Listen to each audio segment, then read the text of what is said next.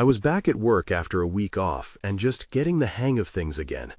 The hospital was usually quiet during the graveyard shift, just like every other night.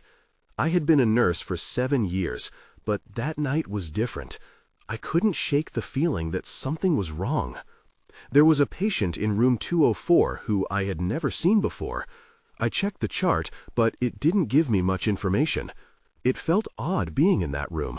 The patient lay so still, just staring at me with a blank expression.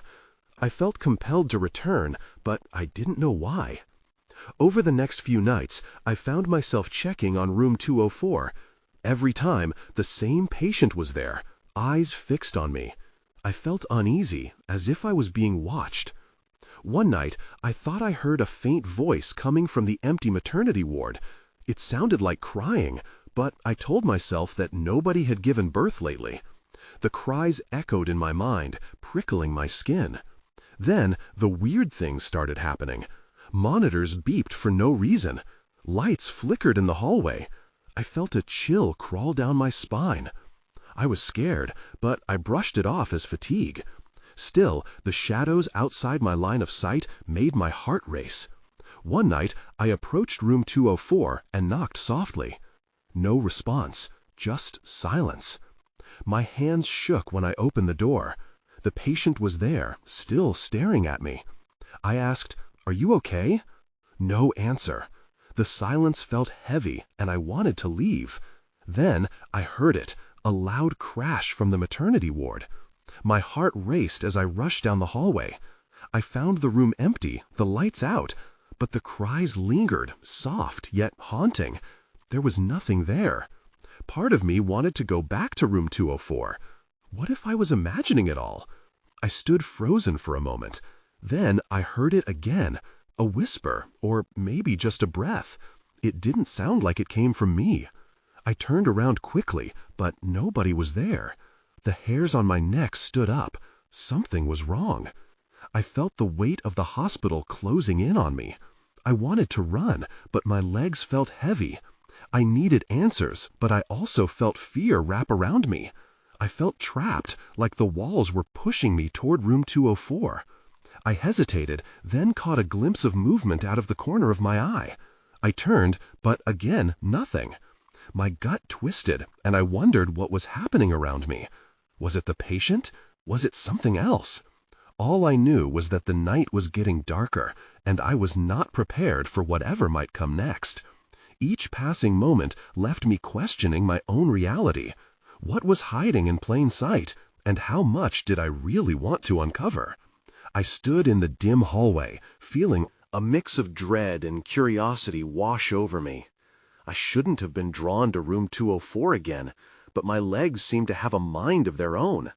I could hear the distant sounds of the hospital settling into its eerie night rhythm, the faint hum of machinery and the occasional echo of footsteps on the tiled floor. I took a deep breath, hoping to steady myself. When I reached the door, I hesitated. What if I was imagining things? What if all this was just fatigue playing tricks on my mind? But as I leaned closer to the door, I couldn't shake the feeling that there was more to that patient than met the eye. I knocked softly again. No answer. Just that unsettling silence. This time, I pushed the door open slowly and stepped inside. My heart raced when I met the patient's gaze. Those eyes, still fixed on me, seemed to bore right into my soul. "Are you in pain?" I asked, my voice barely above a whisper. No response. It was like I was speaking to a statue rather than a living person. Just as I turned to leave, I heard it again, a soft, pitiful cry. My head snapped back toward the direction of the maternity ward. It sounded closer this time. I stepped out of room 204, instinctively drawn to the sound. The hallway felt colder, the very walls damp with anticipation. When I approached the maternity ward, the lights flickered again. It took every ounce of courage to swing the door open, my hands trembling. The room was dark, still empty, but the crying persisted, louder now, echoing off the sterile walls, creating an unsettling harmony with my racing heartbeat. My heart sank at the thought of what could be causing it. I scanned the room. There were no babies, no nurses, no one. Just the empty cribs lined up like sentinels. I stumbled backward, feeling the familiar grasp of fear tugging at me. That was when I saw it, a faint reflection in the glass of the observation window. A blur, something too small to define, darted past. Panic surged through me. "Hello?" I called out, my voice echoing. The cries instantaneously stopped. An oppressive silence filled the room, thick enough to choke on. I turned on my heels, ready to leave, when I felt it, a cold breath on my neck. I froze, a chill creeping up my spine. I spun around, and the shadows seemed to shift, forming vague shapes that loomed at the edges of my vision. I couldn't see anyone, yet I felt a presence there, watching me with intent. My instinct screamed for me to run, but my legs remained rooted to the floor. Suddenly, the lights dimmed altogether. Darkness engulfed me. I fumbled for the light switch, but my hands couldn't find it. I was plunged into a murky void, heart racing. Just then, a whisper brushed against my ear, soft but clear. "Help me." Time seemed to stretch, and I could barely breathe. In that moment of panic, I felt a surge of determination. I had to know who was behind that voice. I needed to uncover the darkness that clung to this hospital. I took a deep breath, knowing that whatever I was facing was just beginning. Then, as if triggered by my resolve, the lights flickered back on, revealing something that made my blood run cold. There, in the corner of the room, was a small figure. My heart dropped. I found myself faced with the impossible. The figure in the corner was small and hunched, a shadow of a child. I blinked, trying to make sense of what I was seeing. My breath caught in my throat. The child stared at me, eyes wide and glistening like two dark pools. I felt a mix of dread and concern. Who was this little one, alone in the maternity ward? "Hey," I managed to say, my voice shaky. "Are you lost?" The child didn't respond, just pointed towards one of the cribs. I swallowed hard, moving closer. The closer I got, the clearer the child became. But something about their presence sent shivers down my spine. I reached the crib. It was empty, but strangely, I could still feel a presence, as if something was missing. I turned back to the child, but they had moved closer, now standing just outside the realm of the light. "Help me," they whispered again, this time more insistent. My heart raced. "What do you mean?" I asked, my voice barely a whisper. I felt foolish speaking to a child who might not even be real. I glanced around the room, half expecting someone to laugh and say it was all a prank. But the silence stretched on, heavy and uncomfortable. "Please," the child begged, reaching out a small hand toward me. Something in me stirred, a mixture of pity and fear. I wanted to help, but felt rooted to the spot. Then the lights flickered once more, brighter this time, and the air grew thick with tension. The child's expression shifted. It turned from pleading to something darker. My stomach twisted. I suddenly felt like I was in the presence of something otherworldly. Before I could back up, the child whispered again, "Come play." And before I could register what was happening, I saw flashes around me, scenes of laughter, a family together, and then a sudden darkness, a ceaseless wailing. Images flooded my senses, like I was being pulled into a memory that wasn't mine. Just as suddenly as it started, the images vanished, and my head spun. "What was that?" I gasped, looking back at the child. But they were gone.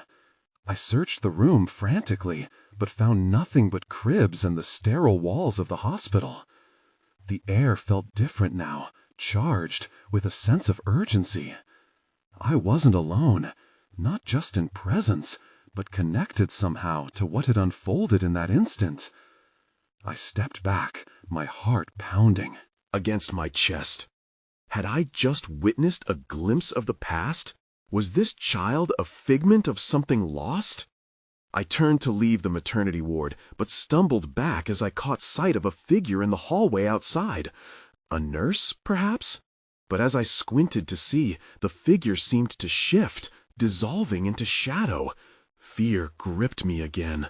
The weight of the unseen pressed in from all sides. Just then, the lights flickered violently, plunging the room into darkness once more. "Help me!" The child's voice echoed through the void, now a haunting melody that twisted my gut.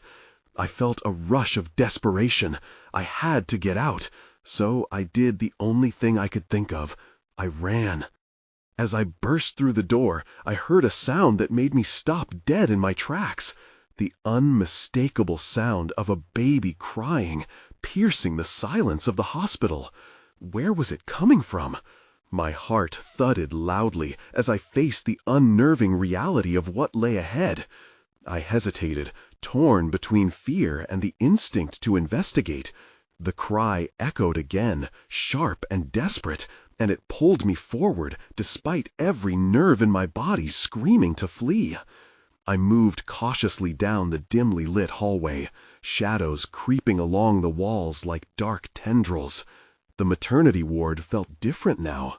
I arrived at the nurse's station, where the usual bustling activity was absent. I scanned the area, my pulse racing.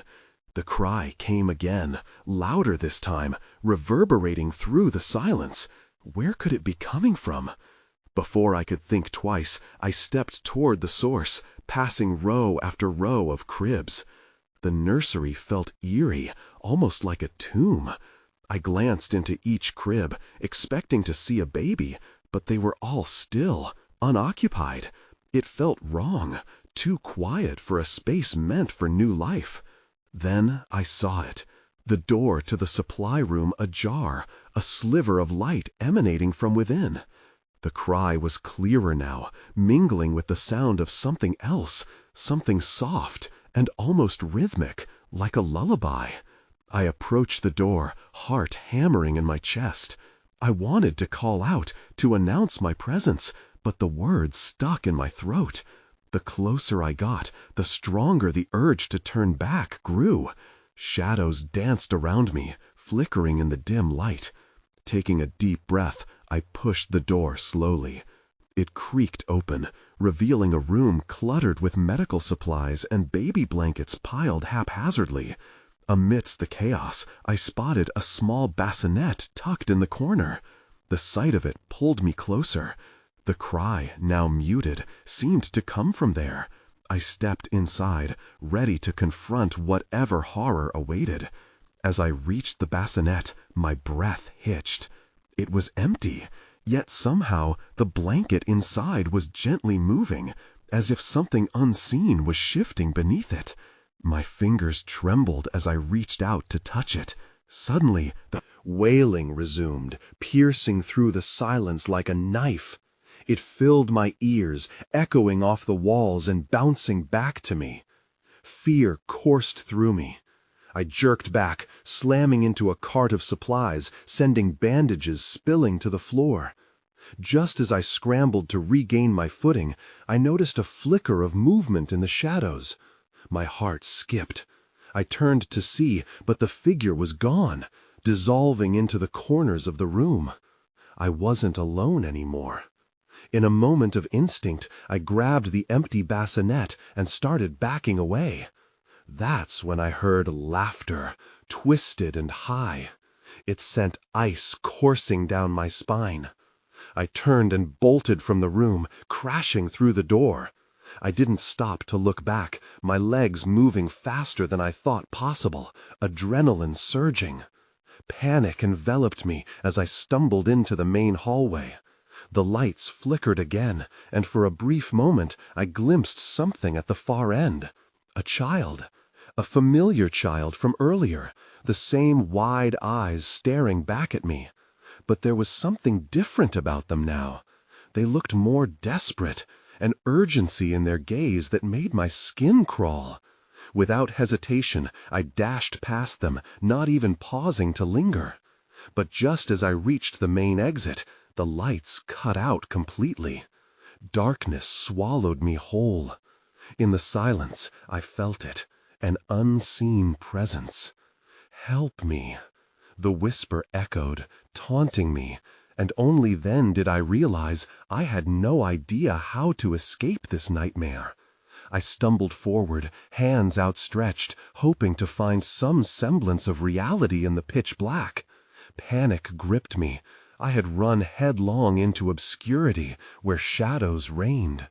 "Help me," the voice lingered, weaving in and out of the darkness, wrapping itself around my thoughts like a vine. Desperately, I fumbled to locate the wall, inching slowly across the surface, my fingers trailing along the cold, sterile paint. I could hear my ragged breathing, loud and uneven. The echo of it felt insistent now, as if urging me to keep moving. Then a flicker, a faint glow. It was gone in an instant, but it had been enough to make me freeze. Was it my imagination? I pressed forward, only to feel something brushing against my ankle. My heart raced, and I jerked back, nearly crashing into a nearby cart. "Hello?" I called out. The response was silence. I cursed the darkness for swallowing my bravery with every heartbeat. The corridors of the maternity ward seemed interminable, a labyrinth constructed of fear and uncertainty. I finally reached the nurse's station, the dim light overhead barely illuminating the area. Folded papers and forgotten charts lay scattered, reminders of a shift that had vanished into the ether. I leaned against the counter, practically begging for a moment of clarity. I had to regroup. That was when I noticed a small figure standing just beyond the edge of the light. It was the child again, the same familiar gaze. Piercing through the dark, it stood so still, a fragile silhouette against the blackness. But I felt the urgency in its presence, a ripple of fear that surged through me like electricity. "Please, don't go," I whispered, instinctively reaching out. I hoped somehow that connection would bring answers, that this child held the truth I desperately sought. Instead, it turned and began moving away, a silent beckoning deeper into the wards. I followed without thinking. My legs carried me toward the unknown, desperation overriding my caution. The child moved ahead, constantly turning back to ensure I was behind. Each step felt heavy, as if the hospital itself conspired against me, its very structure shifting with every breath I took. We rounded a corner, and I caught a glimpse of something. A door that I had never noticed before, hanging slightly ajar. The child paused at the threshold, waiting for me. It raised a hand. Were they inviting me in or warning me away? As I got closer, the temperature dropped. I felt an unease in the air, both inviting and fearful. I hesitated. What if this was another trap? The light flickered again, illuminating the little face even more. Something was wrong, but I couldn't pinpoint what. But before I could turn back, I heard it, the wailing that had haunted me, clearer now, rising from behind that door. It was the anguish of 1,000 lost cries, echoing through time. I reached out, my fingers trembling above the doorknob. Then the child stepped back, disappearing into the shadows. The door creaked open slowly, revealing darkness that seemed to stretch on forever. I knew the moment I stepped inside, I crossed a line, one that could lead me further into this nightmare, or perhaps to an understanding I craved. I took a breath, steeling myself for what awaited me on the other side. I couldn't turn back now. The answers that loomed in that darkness could change everything. I stepped through the door, my instincts screaming at me to turn back. The shadows engulfed me as I entered, the air thickening, tinged with an unshakable sense of dread. I could still hear the distant cries, echoing off the walls, but there was something else now, a soft rustling, like whispers of forgotten memories. It took a moment for my eyes to adjust. Dim light flickered from somewhere deep within the room. I squinted, trying to make out the shapes lurking around me. The faint glimmer bounced off metallic surfaces, revealing rusted instruments scattered on a table, forgotten like stories waiting to be told. My heart raced. I was alone and utterly exposed. "Is anyone there?" I called out, my voice trembling as it sliced through the heavy silence. No response came, just the haunting wails that seemed to curl around my mind. I took a cautious step forward, then another, each creak of the floor echoing louder than the last. Then I noticed something on the floor, a small, frayed blanket, damp and stained. It recognized it immediately. It was one my sister had used when she was little. I felt bile rise in my throat. A heavy grip of grief twisted inside me. I had buried that memory long ago, but here it was, dragging me back. Just as I knelt to touch the fabric, a movement caught my eye. Something shifted in the corner. I turned quickly, but whatever it was vanished into the darkness, leaving me with nothing but an unsettling chill crawling down my spine. The wails intensified, merging into a chorus of despair. Then the dim light flickered again, and I saw her, the child, standing at the far end of the room, her back turned to me. I approached slowly, nervously, calling her name, but she remained silent, frozen in place. A knot of fear tightened in my chest. "Where are you taking me?" I whispered, half hoping for an answer, half dreading it. She turned her head just enough for me to see her profile, but there was something different now. A shadow hung over her features, engulfing her in darkness.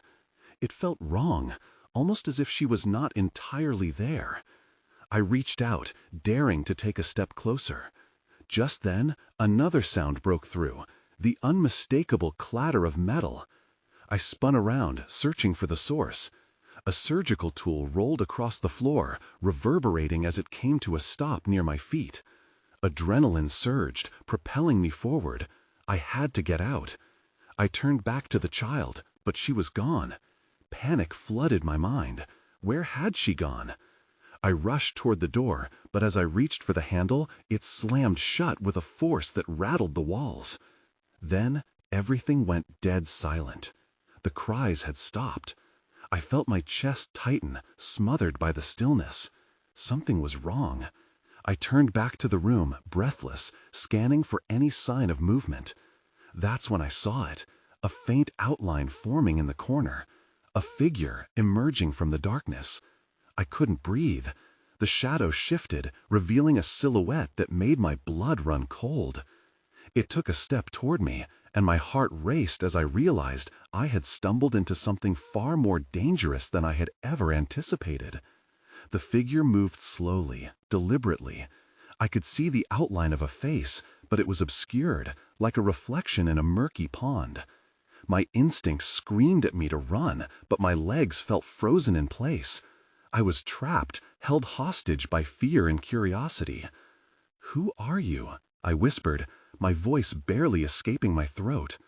The figure paused, then took another step forward.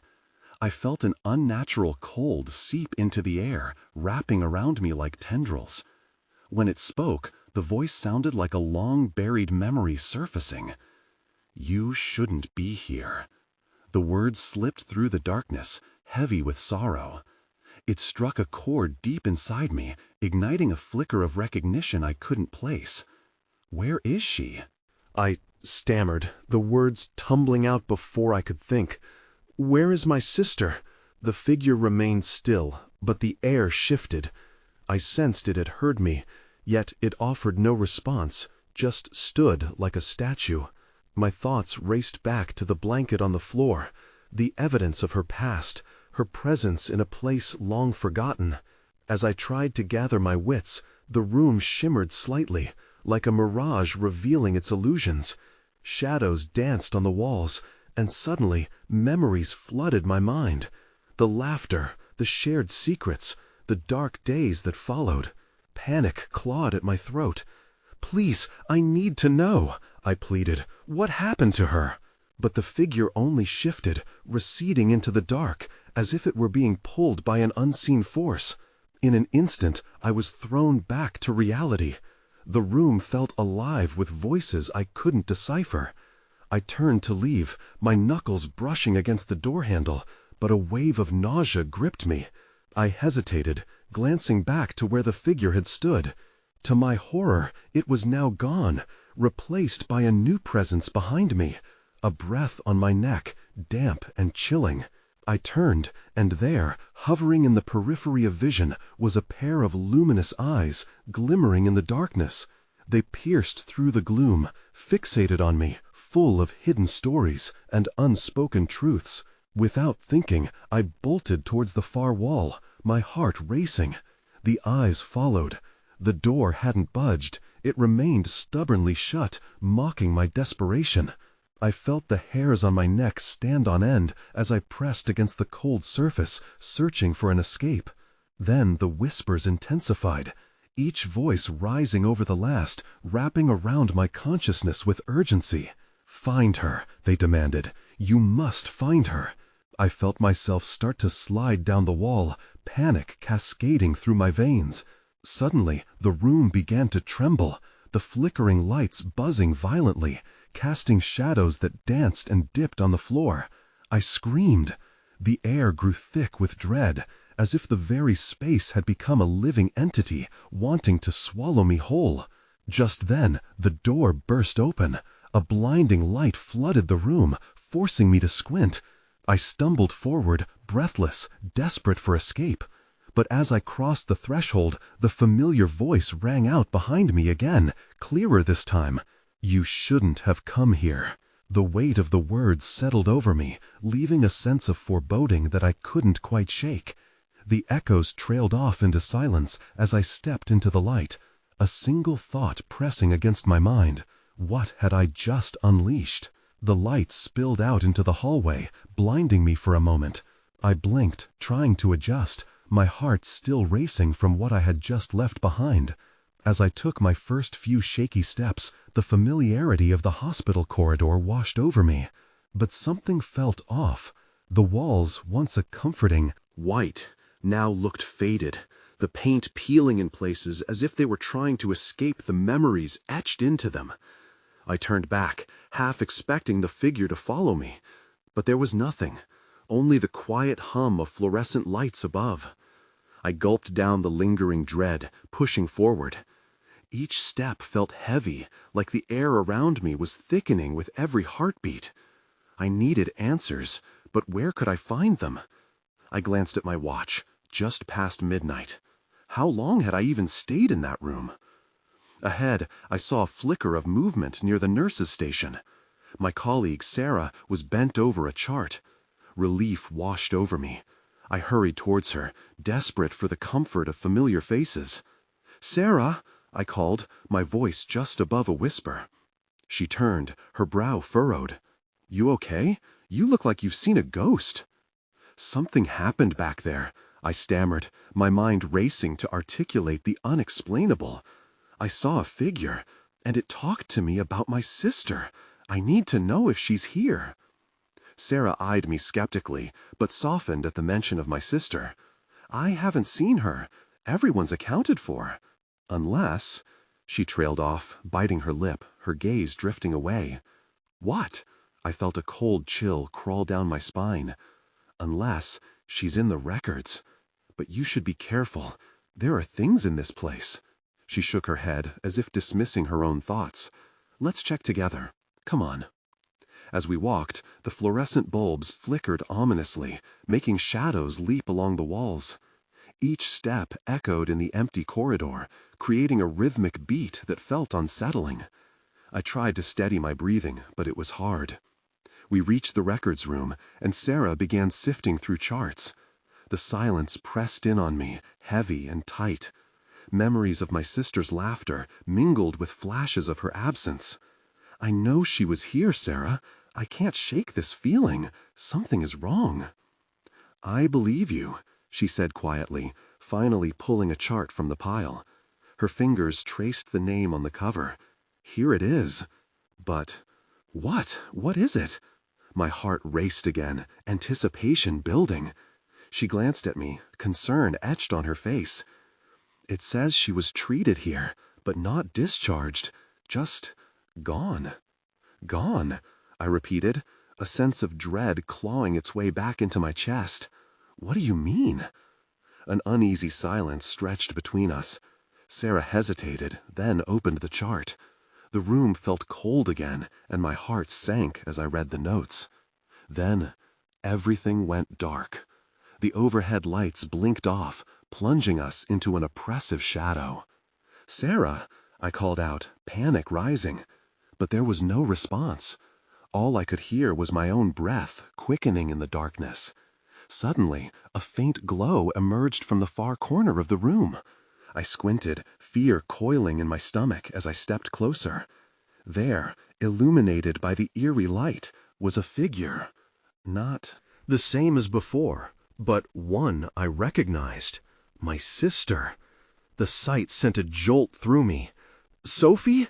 I gasped, hope and fear colliding as I reached for her. But before I could touch her, she vanished, leaving behind a whisper that echoed in the silence. "You shouldn't have come here." I stood frozen, dread washing over me anew. My breath shuddered as I realized something worse lurked in the shadows. What had I just stumbled into? Chapter 2. I stumbled back, the chill of fear racing through me. Sophie's whisper echoed in my mind, as haunting as her vanishing figure. My instincts screamed to run, but my feet wouldn't move. I felt trapped, a fly in a web woven by shadows. "Sarah!" I shouted again, my voice breaking as it bounced off the walls. Nothing, just silence, thick and heavy. I fumbled for my phone, hoping to catch a beam of light in this suffocating darkness. My hands were shaking as I turned on the flashlight. The narrow beam flickered across the room, casting distorted shadows on the walls. In the corner, charts lay scattered as if someone had rushed out in a panic. I noticed one paper flapping gently on the floor, caught in a draft that shouldn't have existed. I moved toward it, my heart racing. Dread coiled tighter in my chest. Bending down, I grabbed the sheet. It was another chart, one for a patient named Ethan Blackwood. The notes were scribbled hastily, mentioning strange occurrences related to his treatment. The final lines gave me pause. Symptoms becoming increasingly bizarre. Recommend immediate removal to secure area. Why hadn't I heard about this? My curiosity warred with horror. Just then, a loud thud echoed behind me, followed by the unmistakable sound of footsteps, heavy and deliberate. I whipped around, my flashlight beam trembling. There was no one there. I felt a cold sweat run down my back. "Sarah!" I yelled again, desperation creeping into my voice. I turned back to the chart, trying to focus, but the report felt like it was closing in on me. The name Ethan Blackwood lingered in my mind, a puzzle piece I couldn't fit. Then it hit me. During my training, I had heard whispers about patients who vanished under strange circumstances. Had Sophie been one of them? Had they taken her to a secure area like this Ethan? My thoughts raced. Still, Sarah didn't return. I couldn't stay here. Gritting my teeth, I stepped toward the door, my heart pounding. Just as I reached for the handle, I heard a soft, mournful voice. "Help me." It sounded like Sophie. "Where are you?" I shouted. "I'm coming for you." The voice grew more insistent, almost pleading. I pushed through the door, heart racing. The hallway was still dark, the flickering lights barely guiding me. I had to follow that voice. It felt so close, yet so far. I hurried down the corridor, my feet moving faster than my mind could process. The hallway, Air felt thick and strange, pressing against me with every step I took. "Sophie," I called out again, terrified of what I might find, if I found anything at all. As I turned the corner, the voice faded, replaced by a low, rhythmic whispering. I slowed, my breath catching in my throat. I could hear it clearer now. "Help me, please." But it wasn't just Sophie's voice that beckoned. There were others. I felt the panic rise again. I had to resist the urge to flee. I had to find her. With each step, the whispers grew louder, drowning out the sound of my own thoughts. "Help us," they chanted, echoing in my ears. I pressed a hand to my head, trying to block them out, but they were relentless. Then I saw the door at the end of the hall, marked with a red, restricted access sign. I felt drawn to it, as if something inside was calling, desperate to be freed. But my instincts screamed to turn back. Before I could make a decision, the footsteps returned, this time closer and echoing behind me. I spun around.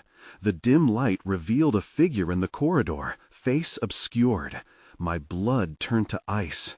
"Leave now," it warned, its voice a low growl that sent shivers down my spine.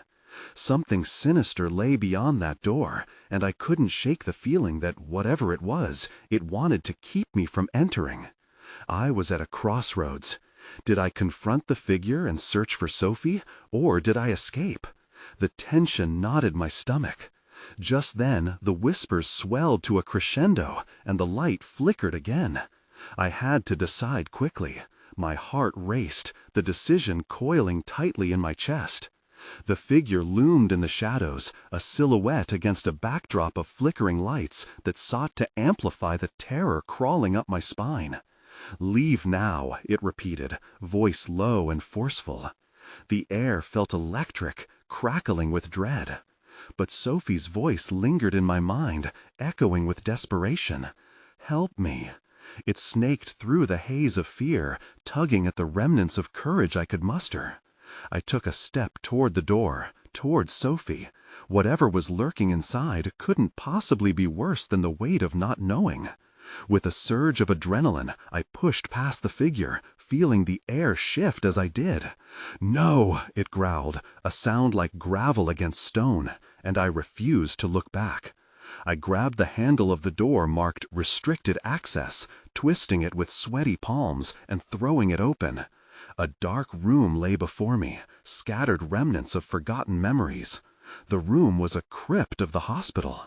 Faded photographs clung to the walls, remnants of past patients, grinning with smiles frozen in time. But the atmosphere was heavy, stifling, the shadows writhing as if alive. "Help me!" the voices rang out again, the dozens of lost souls echoing through the space, resonating in the depths of my being. I stumbled inside, drawn by an unseen force. The murmurs enveloped me, a cacophony of pleas, each sounding eerily familiar. I can't explain why I stepped further in, but something compelled me to listen, to bear witness to those caught in this torment. As the door swung shut behind me, I was welcomed by the stark brightness of the room's interior. There, trapped within glass containers, were figures, ghostly images of children and their mothers, their eyes wide, filled with fears unexpressed. I gasped, taking a step back, piecing together why I felt so lost. Time veered into chaos, images flickering of families torn apart, nurses exiting rooms too quickly. Then, in the distance, I spotted her, the silhouette of Sophie, standing near one of the glass enclosures, her face obscured. Hope flared briefly before it collapsed under the weight of intrigue and dread. I rushed forward, emotions colliding. "Sophie!" I called out, voice breaking. But she remained still, forever facing away, trapped by a darkness that felt suffocating even from a distance. "Help us!" the whispers grew louder, rising to a fever pitch, drowning out rational thought. The walls seemed to pulse, as if the remnants of fear clung to every square inch. "What do you want?" I cried out, desperation threading through your words. What are you? Where are you? The enclosure nearest to me began shimmering, blinding light spilling from within, revealing flashes of a heartbeat moving towards Sophie. Her image flickered before me, a memory. She looked so alive, so real. "Please," she whispered, turning her head slightly, revealing tears in her eyes. "Let her go," I shouted, resolve hardening in my chest. But the other voices began to chant, pleading in unison. They pulled me into their vortex, disorienting and painful, the air thickening with hypnotic energy. The shadows rumbled, as if angered by my defiance. I fought against the pressure, lungs tightening. "This ends now," I screamed, forcing the words out. "You can't keep her." The lights around me flared, and the walls shuddered violently. The figures in the enclosures shifted, faces suddenly clear but twisted in anguish. I felt their pain surge through me, mingling with mine. Sophie's silhouette brightened. "Help me, please," she cried, reaching an arm out. It felt like a lifeline, but I could only stand there, torn apart by the intensity of her plea. Just then, the whole structure quaked with a deafening roar, a cacophony of cries and wails echoing through time, ripping apart the grip of reality. I could feel the tether of separation, the distance between us, shrinking. Everything exploded into blinding light, and for a moment I saw them all, faces, stories, lives lost to forgetfulness. There was no longer a distinction between the hospital and what clung to it. The walls themselves were alive, demanding recognition and understanding. But just as suddenly as it had begun, the light flickered, and I found myself outside the door I'd entered. Breathless and trembling, I stumbled back into the main corridor, every exit feeling alien and the air thick with unresolved tension. I turned back, heart pounding in my ears, and the whispers faded into silence. For all the visions I had seen and the voices that had burned in my mind, one haunting question remained. Had I saved anyone? The figure that had warned me stood further down the hall, watching, its eyes glimmering with unspoken truths. I felt a mix of fear and determination. The hospital had secrets, buried just beneath the surface, and I was now part of a story that felt interminable. As I stood there, I didn't know what awaited me, whether I could confront the unknown or if it would swallow me whole. The weight of it lingered like a shadow, keeping me tethered to the haunting unknown, forever questioning if I had truly escaped, or if this was just the beginning.